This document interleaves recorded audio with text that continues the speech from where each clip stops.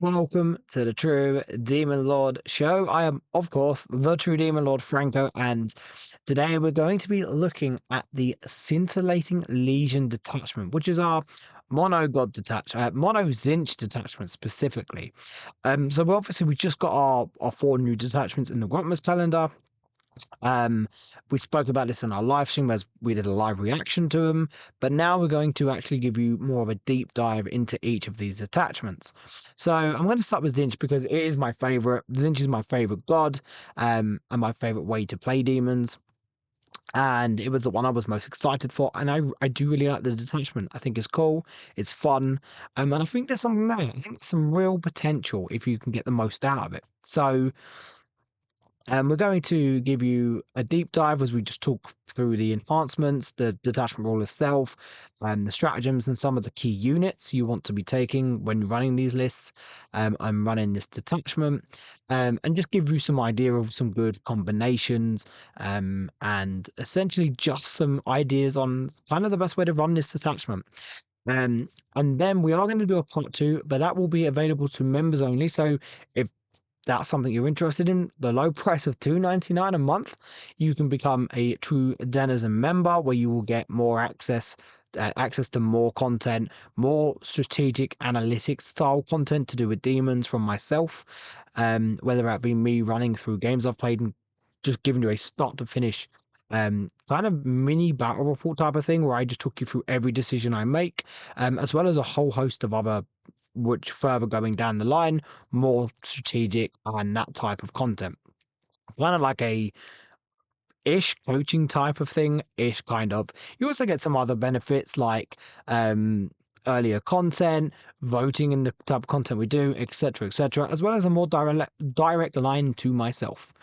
So in that video, I'm going to be giving real like scenarios and demonstrations on kind of the best ways to use certain things in this detachment. For example, like with the Scintillating Legion, not Scintillating Legion, we're talking about the Scintillating Legion, the Legion of Excess. When we talk about that, I will give you some really good ways to get the best uses out of the Seductive Gambit rule.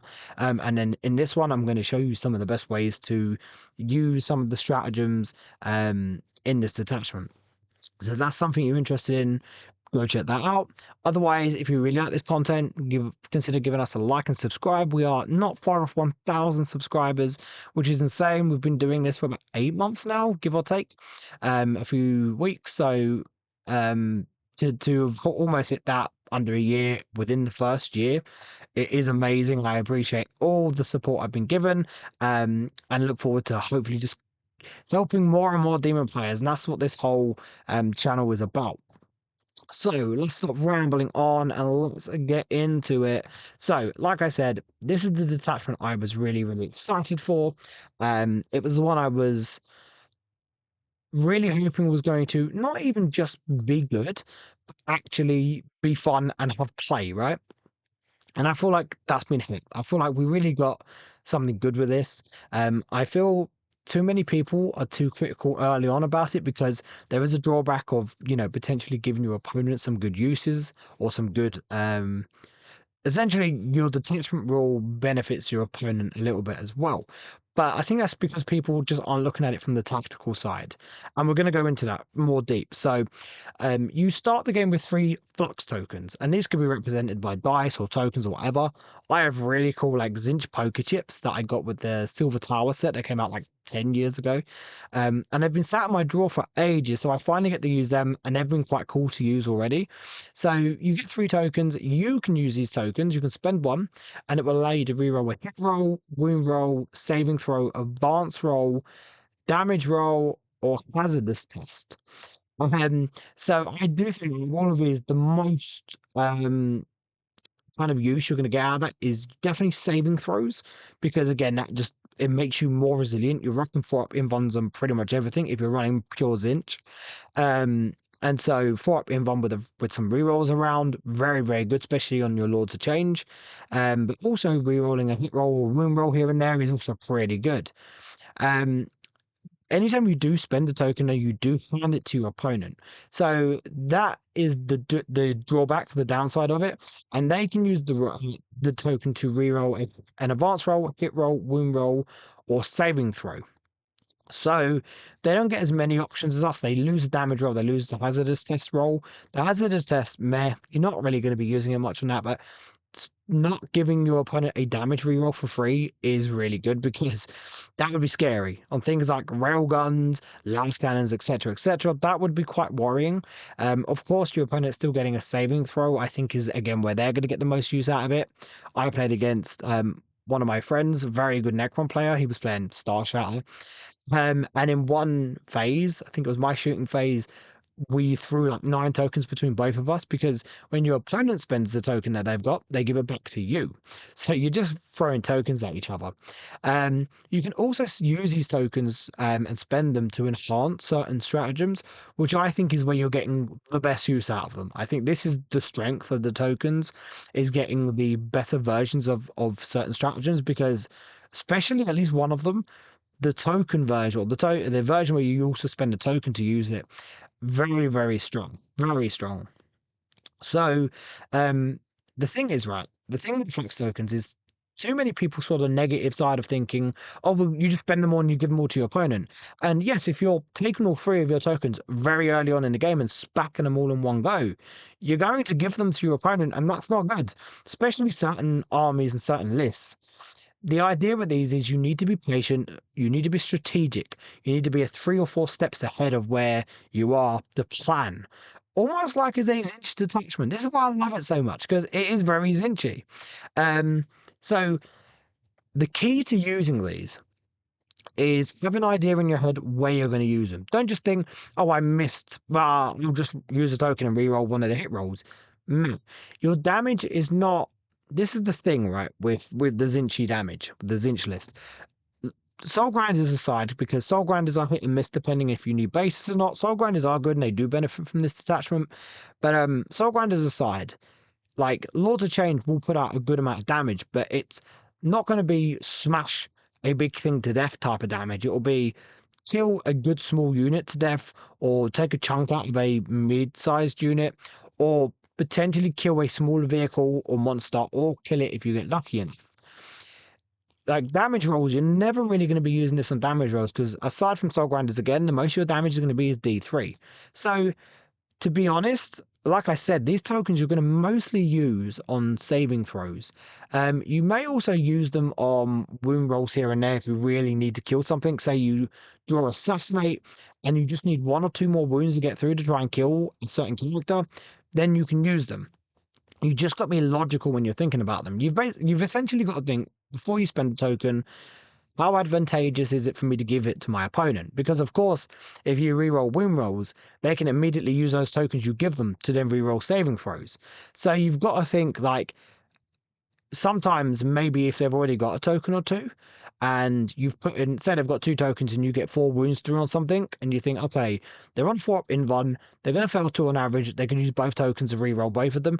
I'm just going to use another token to get another wound through. Like, sometimes you've got to think, you know, like, giving them an extra token just to make sure that if they do decide to spend tokens, you can kind of get away with it, if you get what I'm saying. It is as confusing as it sounds. It's not that confusing. It's not that confusing. It's just the way I'm explaining it. But yes, so the tokens are incredibly interesting, but they require a lot of thought. Now, as I said, using these to enhance your stratagems is the best use. Rerolling some saving throws is a very good use for it. And rerolling some win rolls and maybe hit rolls here and there, pretty good. Advanced rolls, unless you need points on something like engage or behind enemy lines, and you need a 3 on the advance to get a unit of, say, screamers wholly in your enemy's deployment zone, but you roll a 2 and you want to keep your CP, because CP, you're very CP intensive in this detachment. You don't want to waste your CP. Chuck it on an advance. It will gain you points, right? Getting victory points out of a token to give to your opponent, that's worth it. Again, this attachment very much, you have to weigh up the risk versus the reward, right? So yeah, it is very, very interesting. Now, the other thing, it's not on here, but the other thing is during your command phase, if your opponent has one or more tokens, you can choose to no, you can't choose. You just gain a token, right? So I'll say that again because I just made a dog's meal with that. If during your command phase your opponent has a token, you gain a token. And there's an enhancement that will also go with this, which we'll look at in a second. So your opponent can't just stockpile these tokens and stop you getting them. They can definitely hold on to them. Like I witnessed it myself, and my opponent holding on to them every time I would use them. They would just keep holding on to them, and yes, you will also get tokens, but then they can just kind of throw them all in one go. So I do recommend, if you can, try and limit the amount of tokens your opponent's going to have. Maybe just give them one here and there, allowing it to build up. Because again, giving your opponent one token will give you tokens as well. And again, we're going to get into an enhancement. Actually, we're going to get onto it right now. So, Inescapable Y will be the first enhancement we look at. And essentially, it does exactly what the detachment rule does. If your opponent has a token during your command phase, you gain a token. So now, if you have this and the bearer is on the board or on the battlefield, if your opponent has at least one token, you gain 2 tokens. So there is a stratagem which is at the end of your opponent's turn. It's a very good combination where you use at the end of your opponent's turn, you use a token to use the enhanced version of it. It gives your opponent 1 token, you can get 2 tokens. Plus you also get the benefit of the stratagem, which is the best stratagem in this detachment, which again we'll get to in a minute. So pretty good little enhancement there for 10 points to give you more uses with your detachment rule. It's not bad. It's pretty good. This I think is definitely going to go on like a Fluxmaster or a Changecaster. Either character you're going to attach to a unit of pink or blue horrors, so they have some protection. They can mill about at the back of the board. You don't really want this guy getting too involved. Fluxmasters are pretty good because they can attach to a unit of pink horrors, and then when they're attached to a unit of horrors, they make it -1 to hit. So he's got 10 pink horror wounds, plus bunch of pink, blue and brims when they split. Plus, he's making a unit -1 to hit, so he's quite protected for a while unless he gets hit with precision. So yeah, I think Inescapable Eye is like a near auto take for this detachment, just to allow you to really benefit from your detachment rule. Then we have Infernal Puppeteer, which is 100% auto take, and one of the best enhancements I think you'll see for its points cost. I do think it's up there as well for us in general. I think Endless Gift, I think, is hard to top. I think Endless Gift is definitely amazing. The Everstave is also pretty good because I don't think Lords of Change are very good unless you attach the Everstave to a Lord of Change, in which case it becomes very good, or you attach this to a Lord of Change and he becomes fairly decent.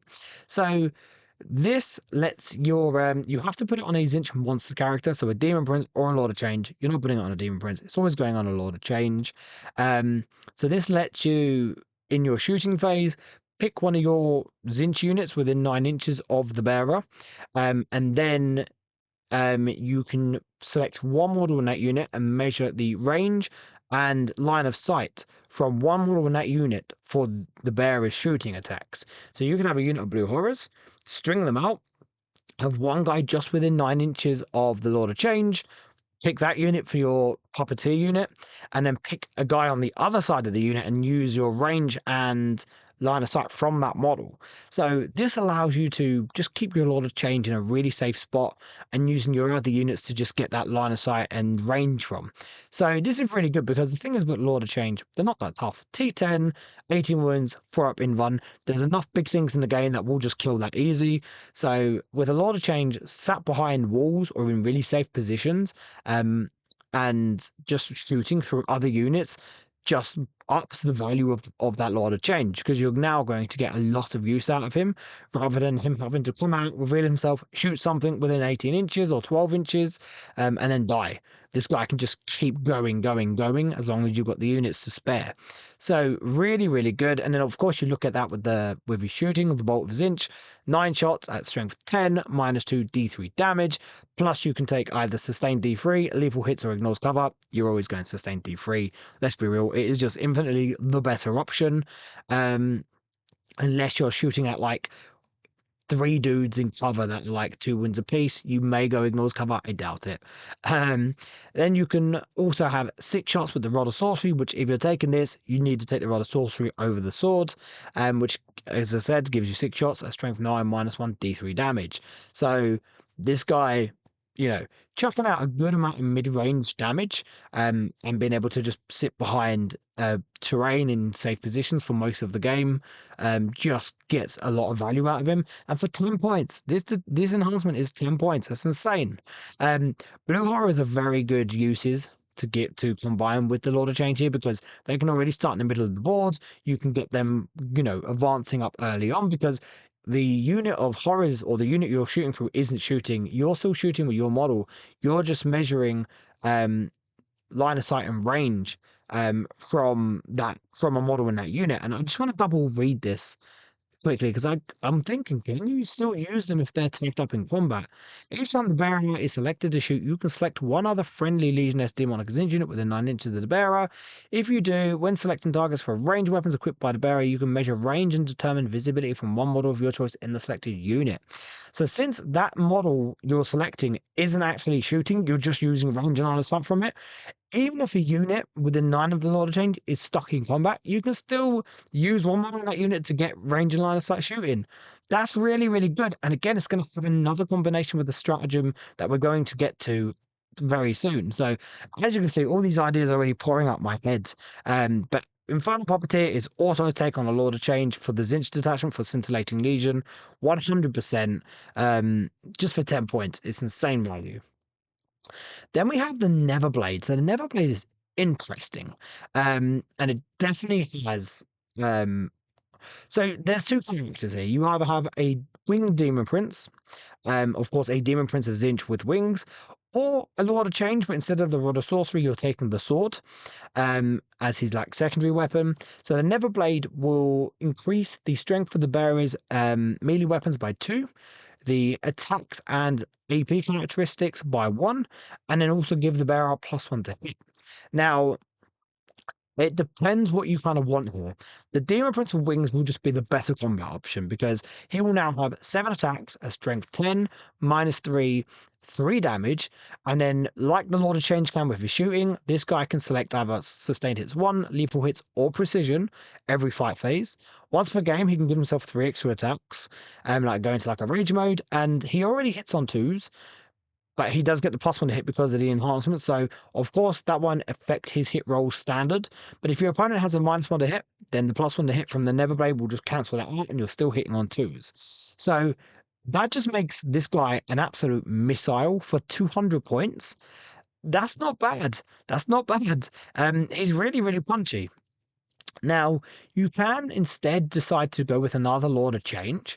And as we said, with the sword as his secondary option. So it will make his staff 6 attacks at strength 8 -2, 3 damage. So it makes it a Demon Prince profile without the sustained lethal or precision. And then he'll also have his 3 extra attacks. Now, because it is an extra attack weapon, you can't increase the attack characteristic of it. So it will just remain at 3 attacks. But it will become strength 9 -3, 3 damage. Lords of Change do hit on 3s in combat, so now he hits on 2s because of the Neverblade. So actually, the Lord of Change becomes a little bit choppy. Not as good as the Demon Prince with wings, still quite choppy. And then also you're factoring into that, he also has his own shooting attacks as well. He's still got the 9 shots at strength 10 -2 D3 damage that you can make sustained D3, lethal, or ignores cover. He won't have the extra 6 shots because you're taking the sword instead. So it depends what you want here. If you want a real punchy kind of missile, the Demon Prince with wings is very good here. He still also has 6 strength 5 -1 2 damage attacks from his like Demon Prince bolter. But if you want to have still a form of shooting along with the combat and have more of a mixed version, then you can take the Lord of Change. Now, at first, I was very down on this. I was like, you never take a Lord of Change with this. But a Demon Prince with wings, definitely. The more I've looked at it, the more I'm like, he gives you mid-decent range shooting, plus decent range combat. Like, this guy isn't going to, like, bust open tanks, right? He might have a go at a Rhino. But he will do damage to like anything that's like T7, T6, T5, T4, T3, you know, especially things that are sitting on 3 wounds apiece, like Terminators. So actually, the Lord of Change is, if you want to take a second Lord of Change, because Lord of Change with Infernal Puppeteer, auto in here. If you want to take a second one with the Neverblade, so you have a combination of being able to shoot him when he comes out, he can shoot at something and then smack something else in combat. He's kind of tougher than the Demon Prince. He's T10 instead of T9. He's got a 4-up invuln like the other Demon Prince, but he also still has 18 wounds compared to the Demon Prince's 10 wounds. The Demon Prince, though, does have a 2+ armor save where the Lord of Change, no armor save, just a 4-up invuln, or a 5-up armor save, which obviously you don't care about. So, very interesting. Of course, the Lord of Change have their shadow bubbles for friendly Zinch units, which in this detachment will only really affect battle shock tests for your Zinch stuff and your enemy stuff. And then also will give +1 strength to your Zinch unit's range attacks. So that's why he's at strength 10 with his bolt with Zinch instead of strength 9. He'll be able to buff flamers and horrors and stuff, or soul grinders. So yeah, it depends kind of what you want. If you want just essentially just a combat missile, the Demon Prince is that. If you want someone that will still put out a good amount of combat, just slightly less, I think, but still give you a mid-range with the shooting, so you're kind of balancing it out. A Lot of Change is not a bad option here. So you've got those two options, and I think it depends what you kind of want to aim with your list. Also, this will make your Lord of Change 280 points compared to the Demon Prince at 200 points. So it depends if you want those 80 points or not as well. Then we have the final enhancement, which is the Improbable Shield. While I think the Inescapable Eye and Infernal Puppeteer also take, of course, you can only take up to 3 enhancements in your list. This last, either of these two, the Neverblade or the Improbable Shield, will depend on how you build your list. So if you don't have a Prince, or you're not taking a second Lord of Change, you want to make them punchy, then maybe you want to look at the Improbable Shield. Now, it is 30 points, and it will give the bearer a 6-inch aura of 4+ Feel No Pain against Psychic Attack and Mortal Wounds for your Zinch units. So, at first, I looked at this and I was like, meh, meh. Now I think more about it, you build into it, right? So this will give the Lord of Change a 4 pain against devastating wounds. So if your opponent is putting things like railguns or stuff that's, you know, anything that's doing mortals, this is a good defense against it. But I actually think the best use of this is to try and protect pink horrors, because pink horrors are great. They're really good tar pits, but their weakness are things like tank shock and grenades, because they don't get the split from it because they're not attacks, they're just mortals. So by having this on, you at least get the 4-up for no pain against it. Pretty good. Flux Masters, Change Casters, they can attach to the unit, so the unit they are in will automatically get it, and then have them string out to help others. I actually think a really interesting pick for this is the Demon Prince on foot, because this guy already has a 6-inch aura of stealth. So then attaching a 4-up for no pain against Psych Attack and Mortals on top of that, it just makes this guy a little bit, yeah, a bit of a buff piece, right? It will make him 220 points, but he once per game can get a 3-up invuln in one phase. So again, you can have him be a bit tanky as well on top of this. So very, very interesting. I think it's definitely one to test out, but I think if you're wanting to run a lot of horrors in this list, I think you want Improbable Shield, and you try and get it on a character that's going to be able to sit in like safe positions and just fan these auras out, because it's going to be a good way to protect your horrors and limit the amount of like possibilities your opponent can get way around those splits. The next, we're going to move on to all the stratagems. We're going to do these 2 at a time.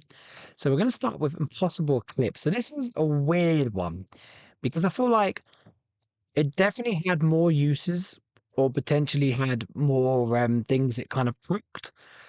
I feel like before release, they kind of took some stuff out of this detachment. Just guessing, because I feel like this detachment should have, this stratagem should have affected more than it really does. And essentially, during any phase, you can decide to use this. You have to select a Legioness Demonica Zinch monster. So if you've got no Lords of Change or Fate Weaver or Demon Princes on the board, you can't use it. and then you select either no man's land or your opponent's deployment zone, and the whole area becomes Shadow of Chaos. You can decide to throw a flux token at this as well and just make it all Shadow of Chaos. So it makes the entire board Shadow of Chaos. Now, of course, we don't have 6-inch deep strike. Demonic Incursion would love this detachment. This stratagem, sorry. Would love this stratagem. Could you imagine how powerful that would be with your 6-inch deep strikes? So really, all this is going to affect is essentially battle shocks. So if you've got like a mass amount of battle shocks, like if your opponent procs for Tyrannys, the Shadow of the Warp, you can kind of then in reply do this because it happens. It's the only caveat is it's just any phase, so you can use it at any phase, and because there's no like trigger in specific time, you can just use it whenever you want. So if your opponent uses Shadow of the Warp, you go cool Impossible Eclipse. I'm just going to do it in middle because all my units are in the middle or in my deployment zone. Or you can decide to token it if you've got loads of units in your opponent's deployment zone as well as no man's land. And then you get your +1 plus your heals should you need it. If you really have a unit of pink fires that are in desperate needs, and you really want to try and buff them or get some guys back, then again, this might be handy to have. Same as if you've got your opponent like not on a lot of like so if your opponent's taken battle shock tests and they've got a few to take, 3 or 4 battle shocks to take, and you really want to try and limit the amount they pass, frocking this straight up means now they're at -1 taking D3 if they fail. So it's niche, but it's not bad. I actually think the best use of this is for skull cannons, and that sounds funny. Change casters as well, because they do the same thing kind of. So whenever skull cannons or change casters shoot at something, after they finish shooting, you pick the unit they shot at, and that unit must immediately take a battle shock test. Now, change casters are limited to enemy infantry units only, but skull cannons are any infantry unit, any enemy unit, sorry, not just infantry. So I know skull cannons aren't Zinch, but this is where this actually helps them because though you need a Zinch monster on the board to proc this stratagem, it just puts shadows everywhere, meaning your opponent then is just affected by shadows. It doesn't say like any activation with Zinch units specifically here. So you pop this in your shooting phase, you then shoot things with skull cannons, they're -1, they're taking D3 mortal wounds if they fail.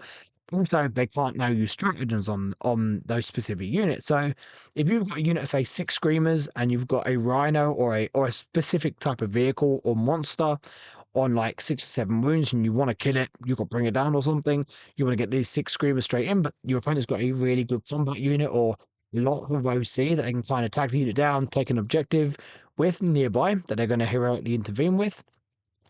Being able to proc Impossible Eclipse and then just throw some skull cannons at it and just try and get those battle shocks.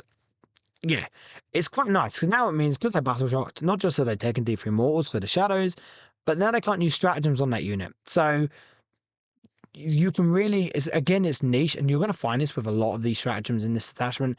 Niche or situational, but when you can put them up, they can actually have big implications and a big impact on the game.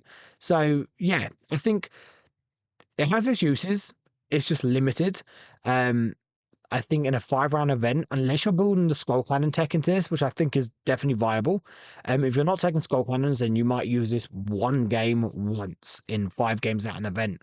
But it's those type of games where you really need to make sure you pass the battle shock test because you need every unit possible to do actions or stuff later in the game, or just try and heal guys back. Boom, just popping this down is not terrible. And again, like I said, if you're going with the skull cannons, this is good tech to mix with them. And this is why you would take skull cannons, in my opinion. So it's interesting. It's an interesting one. Then we have Pyrogenesis. So Pyrogenesis, I think, gets a bad rap because it is 2 CP, but I do think it is one of the most important stratagems in this detachment. Now, again, it is 2 CP, so it's not cheap. So you really need to know how to limit your CP, ration it, and make sure you're kind of saving it up. To be honest, I think Pyrogenesis you may get once or twice during a game. Again, 2 CP is a lot to spend on a stratagem. But it does let you, in the shooting or the fight phase, pick one of your Zinch Demon units, and that unit gets +2 to the strength of weapons they're equipped, models in that unit are equipped with. Again, that's shooting or combat. You can choose to throw a token at this as well, which I think if you're going to use this, you pretty much might as well, unless you really don't need to. And that will give you +3 strength and +1 AP instead. So remember that Demon Prince we were talking about earlier?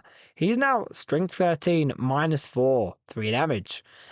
Lots of change with their shooting. The guy with Infernal Puppeteer, I know it's a lot to get kind of what Everstave is, but this kind of makes the Everstave. You know, you're now strength 13 on your bolt at -3 and strength 12 on your Rod of Sorcery at -2.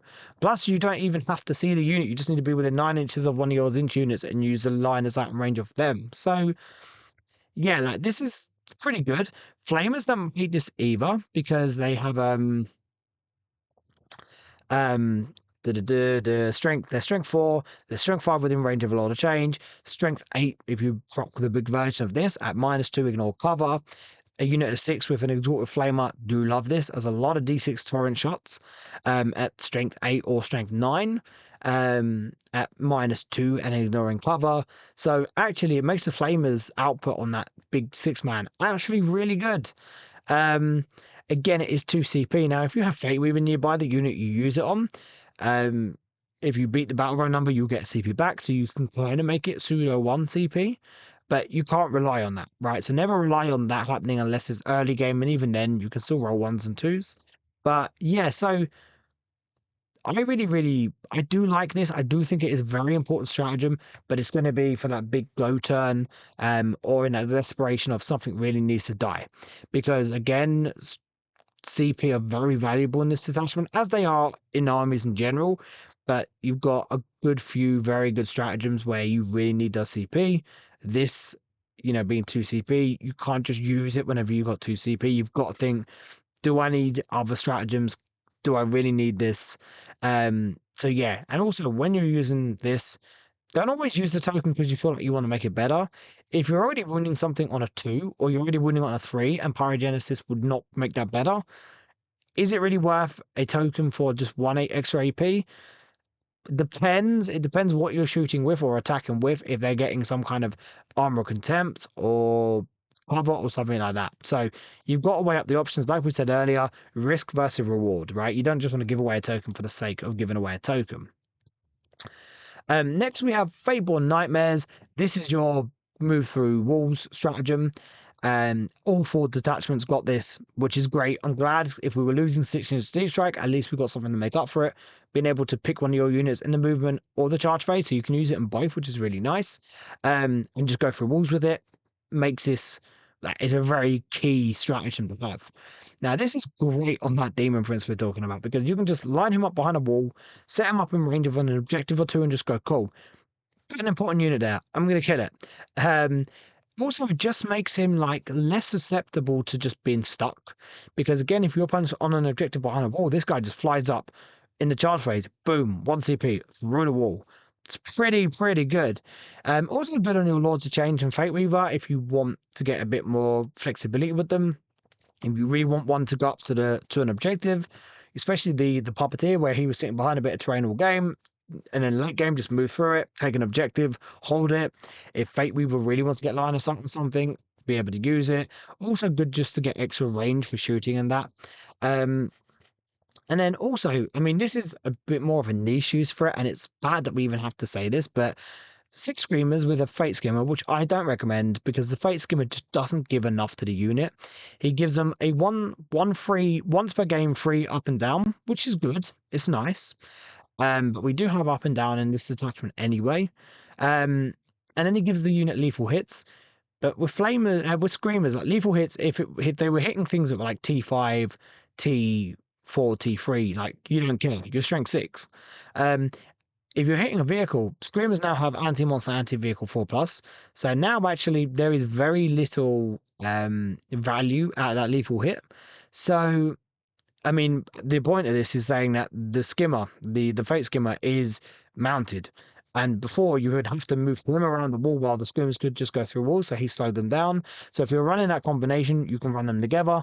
But I just don't think it's very worth it. Just something to mention. And then we have Fickle Fire. So Fickle Fire, I think, is a really good stratagem. So you pick one of your Legiones Daemonica Zinch units that is currently in engagement range of one or more enemy units. And then for the rest of that phase, it is only the shooting phase. For the rest of the phase, those enemy units are not considered to be in engagement range for the purposes of selecting targets and resolving attacks against them with range attacks, range weapons. At the end of the when you're done, you roll a dice for your unit that's in combat with those units, and on a 5+, you take a mortal wound. Okay, you don't care. It's one mortal wound, you don't care. This is really good. For a couple reasons. So if your opponent charges, I don't know, unit of 8 bound into something, and say they're either charging to a Lord of Change but didn't kill it, or they tagged the Lord of Change up because they just piled into it, and you really need to do as much damage as possible. You don't want to lose your Lords of Change shooting, but you also don't want to give your opponent the chance to punch your Lord of Change to death.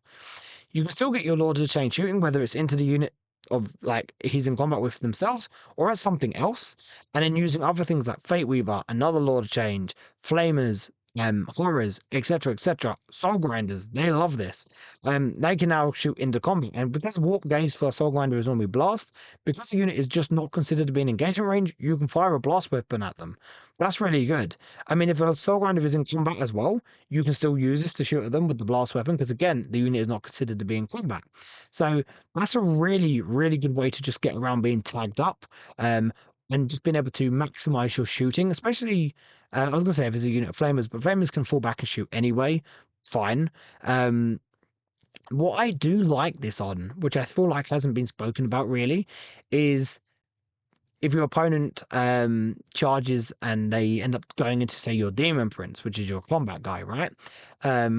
And or because again, this is affecting your opponent's units, not your units, though you can only use it on a Zinch demon unit that's in engagement range. But let's say you've got, I don't know, a Keeper Secret in your list because you wanted just the Keeper for some tough mid-range combat, and a unit is in combat with both a Keeper and a unit of Pink Horrors. You can use this stratagem on the Pink Horrors, be able to then target the unit in combat that's in combat with both the Pink Horrors and the Keeper. Kill that unit with, say, Lord of Change shooting, Soul Grinder shooting, whatever. That now frees your Keeper Secrets up, or your Zinch Demon Prince with the Neverblade, or whatever, to now be able to charge. Say they had you in combat, and 6 inches behind that unit, they had one of their other units maybe on an objective, or maybe your combat is on an objective and they've got another unit just behind, still on the objective to give them extra OC. By killing that unit you were in combat with, you can now shoot straight through. You can shoot that unit you were in combat with, free up your combat threat, and now just charge straight in. And that's a good way to just get maximum uses, maximum damage out of your turn. And that's why I love this stratagem. We will definitely show you actual scenarios and proper showing you how to kind of get the most out of this, using that whole shooting something in combat to free up your combat threat and then charging in part 2, which is the members only part. So again, if you want to see that, check that out. But yeah, I just think this is a really, really good stratagem. Again, it's situational, but it's there. It's a really good tool to have in the toolbox. If you really just need to kill a unit you're in combat with, because even if a Lord of Change is stuck in combat with something that isn't a monster or vehicle, so you can't actually shoot at it, and you just want to free that Lord of Change up, even if you've got his shooting, it might not be enough. Getting Fate Weaver shooting in there, getting Soul Grinders, Demon Prince shooting, Flamer shooting, etc., just really allows you to help clear those type of units as well. So just a really good stratagem to have overall. And then the final 2 stratagems we're going to be looking at. So we've got Flickering Reality, which is really it's a really interesting one. So Flickering Reality basically used to be the Locust aura that you used to have on your, like, for 8th edition. So basically in 8th edition, I need to fully remember, but if your army was, or the detachment or whatever you were running was wholly of a single god, so mono, the character, like the greater, no, I think it was all characters. I'm pretty sure all characters basically gained the Locust ability. For Slanesh, it was Advance and Charge. For Zinch, it was this.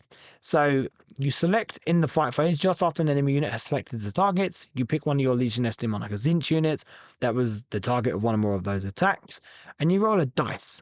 Now, whatever you roll, basically, whenever your opponent rolls a hit roll with that attacking unit, if any of the hit rolls match that dice you rolled, that attack sequence just ends and it does nothing. So say you roll a 4. Anytime their unit makes, say they've got 20 attacks with this unit, and say they roll 7 4s, all of those 4 pluses, or all of those 4s will just get removed. They do nothing. And it's a really hilarious strat. What makes this even better? It is unmodified, so pluses and minuses to hit won't affect it. Um, and it is after reroll. So on an unmodified reroll, after any reroll, so they do get the reroll. So if they've got 4 rerolls to hits and they roll the loads of dice equal to the number that you rolled, they might probably just reroll it to try and get round that. Now, what is super interesting is that this does affect critical hits. So if your opponent has sustained or lethal or both, and they crit on 6s, or even if they crit on 5s, or like flayed ones can crit on 3s with sustained hits, if you roll a 6 or whatever their critical hit would be, that just ends the attack sequence and they don't get the benefits of that. So I feel like this really comes in handy if your opponent charges your really important, say, Lord of Change unit or even Pink Horrors. And they've got sustained and lethal on this unit. You just roll it, and you can use a token to re-roll it if you want, just in the hope you can roll that 6. But even if you don't get the 6 and you get 4 or 5, that's still a good roll to get, because now that's essentially like a pseudo -1 to hit, which is quite nice. I think some of the best uses, if your opponent's hitting you with like a unit that's hitting on 2s, then aside from rolling a 1, anything's going to be valuable, and you can essentially again just give your opponent kind of like a -1 to hit ish. But yeah, it's a very interesting stratagem. I think it's again very niche, very situational. I think this could be one that people will use maybe more than they should, but in those right situations, right scenarios, this can have a huge impact. Also, if your opponent is just trying to kill something to death in combat, and you really need it not to die, there's no harm just throwing this down, because again, it's some kind of defense. But it's an incredibly fun stratagem, and it is just ridiculous. It's going to be one of those similar to like the Changeling, when you roll his thing in the shooting phase. On a 2 to 5, it's -1 to hit. On a 6, that unit you selected can't shoot. It's going to be one of those. You're not going to get the best version of it all the time, but when you do, it's going to feel very good for you and very bad for your opponent. And then we're going on to the last stratagem, Delirium Unmade, which is the best stratagem in this detachment. Easily top 3 in the top 3 stratagems for demons overall out of the 30 we have. And it is, I don't want to say it's better than Realm of Chaos, because Realm of Chaos and Delirium Unmade both have their positives to them that's better than the other one. Because Realm of Chaos lets you pick up 1 unit or 2 units if they're both in the shadows. They can't be in engagement range, but it can be any unit. So you can use this on a Keeper of Secrets and a unit of Plague Bearers in the same turn. There's no godlock to it because it is an undivided stratagem. This, of course, only affects Tzeentch units. Now, every other god would love this as well, but only Tzeentch gets it. Now, for 1 CP, you can pick up 1 unit. You just pick it up off the board like a normal up and down, bring it back down next turn. But you can also choose to throw a token at it, and this is where it becomes very, very good. Now you get to pick 2 units. And both of those units can be in engagement range, or one of those units can be in engagement range if you want it. Like, it doesn't matter. That's massive. So if your opponent decides to take up an important unit, you just pick it up off the board. If your opponent, again, it's just allowing you to not let certain units from being tagged up, especially if your opponent's kind of going forward, grabbing units, locking them down, so then they can come in with a next wave of better combat units, or even lock you down and then they can kind of come in with their shooting either from reserve or in a second wave. This allows you to go, no, I'm not having my Lord of Change stuck in this part, so you can just get good line of sight on him next turn. I'm going to pick him up and put him in a safe position. He's got Infernal Puppeteer, so I'm still going to be able to shoot you in most places. So yeah, this is just really good to keep you safe, keep units, keep your resources safe as well, because again, you can just pick up, like, if your opponent just tags up some of your units, and this is really good. In turn 5, say you've got bottom of turn, you've gone second. So your opponent goes, cool, you've got 2 units of flamers that can do you secondaries, and you've still got containment and whatever assets you can score. I'm just going to tag them, so they now can't can't do actions. And you go, cool, at the end of your turn, 1 CP, 1 token, I'm going to pick them both up. Now I have them available to do actions again. Yes, they have to drop 9 inches away when they come down, but again, it just allows you to get out of some of these, like if your opponent uses some really good tactics to try and just slow you down on scoring or something, this is a good way to just counter it. Also, because the unit's going strategic reserve, which is what makes this a step above a Realm of Chaos, because with Realm of Chaos, you pick them up at the end of your opponent's turn, they have to come back down in the reinforcement step of your next movement phase.